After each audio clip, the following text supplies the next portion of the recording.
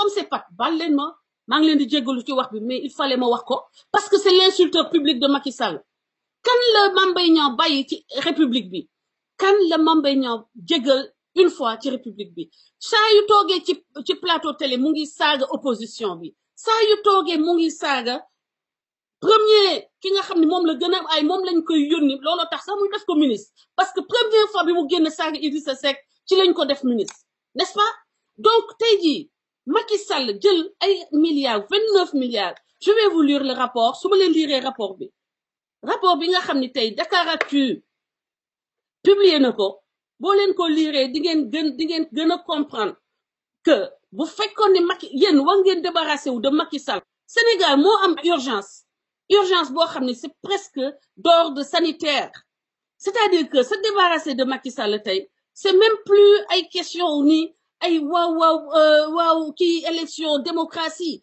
mais c'est une question de salubrité publique vous débarrasser de Macky Sall et de ses ouailles c'est-à-dire ouailles yi trop topp nii c'est une question de salubrité publique maintenant rapport boo xam ne première ligne ba dernière ligne bi ay malversation la ñu jàpp ci Mame Mbaye Niang kooku est-ce que waroon nañ ko sax waroon na am ay na dem muy dem palais ñu ko fay recevoir ay heures sinon ñu jubal ko directement Ndungu Sine yóbbu ko directement Rebeuss parce que amul c'est comme ça que c'est ce que Macky Sall a institué amul présomption d'innocence ñu bàyyi la nga génn nekk ci biti di défendre sa bopp dañ lay tëj ba nga wone preuve ni que parce que loolu moo xew ci temps Macky Sall dañ lay tëj ba nga woon Sénégalais yi ne que tu n'es pas coupable loolu moo am temps Macky Sall mais bind yi tuuti na te sama bët yi léegi moom xeex bi yàq na samay bët léegi may leen ma liiral leen rapport bi en résumé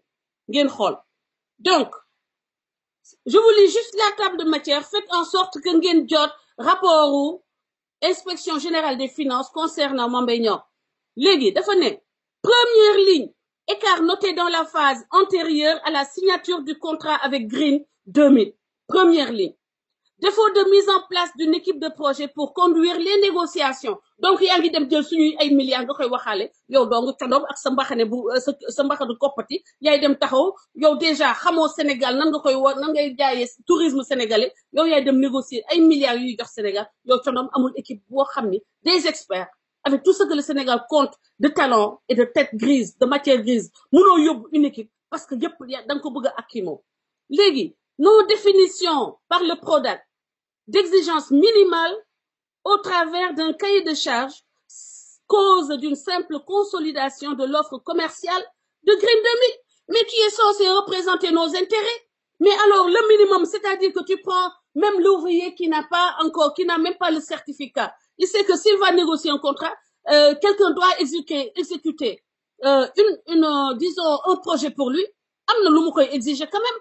Amna lu mu ko ay anam yoo xam ni ci lay teg négociation ne ko lii laa bëgg bu dee buntu la mu ne ko buntu bi damaa bëgg nga defal ma ko fer forgé wala damaa bëgg nga defal ko bois xaw ma nuñ koy waxee wala bu dee fauteuil la nga ne ko simili cuir wala damaa bëgg nga defal ma ko cuir mu nekk cuiru xaw ma vache wala bu chèvre xaw ma bu mu ciy doon mais rien du tout cahier de charge zéro Mame Mbaye Niang condom ak koppateem dem taxaw ànd ak gars ak ay complices am éventuellement vous voyez man mos naa ko ci signalé waxoon naa leen ni que il y a des gens qui au nom du tourisme qui font le tour de la France des gens qui font le tour de la France et de l'Europe à nos frais et qui en même temps dañuy am ay fal da dëkk bu ñu dem ñooñu jënd ñi ñu ñaan leen téléphone ñi ñu ñaan leen sac ñi ñu ñaan leen dal te ñun ñooy fay billet yi ñuy wëree Europe loolu yëpp ci ministère Mame Mbaye Niang bii la donc tey lii dafa wone rek un aspect de plus partagez la vidéo ma liiral leen di nuyu ñëpp ñi nekk connecté actuellement sur YouTube di leen wax ni aimez la chaîne et partagez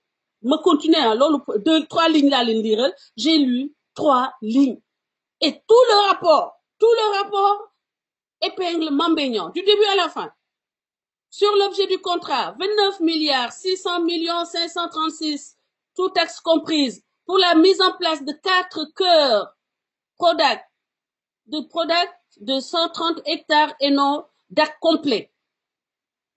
Une option onéreuse suscitant des soupçons de surfacturation dénoncés par Loka Afrique. Loka Afrique xam naa benn agence d'audit la en fait ils ont dû coopérer sur le dossier avec l'inspection générale des finances parce que bëri na lu ma gis ñu koy tudd sama gars yi Yelli Fall maa ngi lay ziyaare bu baax a baax ñu dellooti encore ci rapport IGE bi mu ne engagement contractuel de la mise en place de cœurs de DAC de 130 hectares et non de DAC complet. Une option sujette à critique. Option validée et mise en place d'AST, je ne sais pas ce que c'est, au cours de DAC.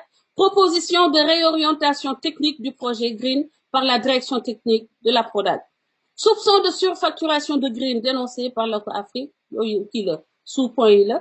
Choix de incontermissif ou CAF coût assurance fret dans les contrats clés en main une hérésie procédurale. yow kay da nga def ay contrat clé en main loo ciy fayati ay transitaire loo ciy fayati ay ñu lay acheminer lu mu mënti doon pour vous dire la grande gueule de la République finalement n'est rien d'autre. Hi Jay sama camarade de classe how are you, nice to see you. Léegi ñëwati encore ci non définition du pourcentage applicable au titre de la garantie de bonne exécution. Garantie de bonne exécution et un vide juridique non encore comblé. Balaa da nga commencé que yooyu yëpp da nga ko war a cerner, c'est des choses qu'il fallait ficeler et déjà mettre sur la table. Dem leen donc rapport boobu mun ngeen ko lire sur Dakaractu. Formulation évasive de la clause sur les assurances à souscrire. Lu mel ni loolu ay xaalis ay 29 milliards yenn somme yi nga koy def amul benn assurance. Rien du tout. C'est-à-dire que on est à l'âge de la pierre taillée. Le gars, il fait ce qu'il veut. En effet, il le montre que c'est un enfant chéri de la République. Kenn mënulu ko dara. Partagez leen vidéo bi. Di nuyu Wos Diaw, Perido Rubis, James Matisse. Yéen ñi nekk ci disons YouTube bi. On est en live aussi sur YouTube. Non-inclusion de clauses essentielles prévues par le référentiel. Sama gars yi loolu mooy ni dara jaarul yoon yëfu liggéey njoogaan parce que il est nul à chier effectivement nul comme ses pattes et aujourd'hui on sait que on a commencé à piquer du nez quand Macky Sall a été responsable de former un gouvernement. C'est là que tous les médiocres de la République ont commencé à avoir des postes régaliens. C'est là que la médiocrité n'était plus un handicap. Médiocrité était devenue en fait un ingrédient essentiel pour que nga mën a nekk nga am yenn poste yi dans la République parce que il lui fallait des médiocres comme lui pour faire continuer à faire semblant de gérer quelque chose. Assalamu alaikum Bilo. Oui. Allô, Hélène, ça va? Ça va très bien Bilo, na nga def? Waa di nuyu Sénégal ñëpp di nuyu ci sa page bi di leen wax dagana ci ndax wax ci koor gi. Jërëjëf.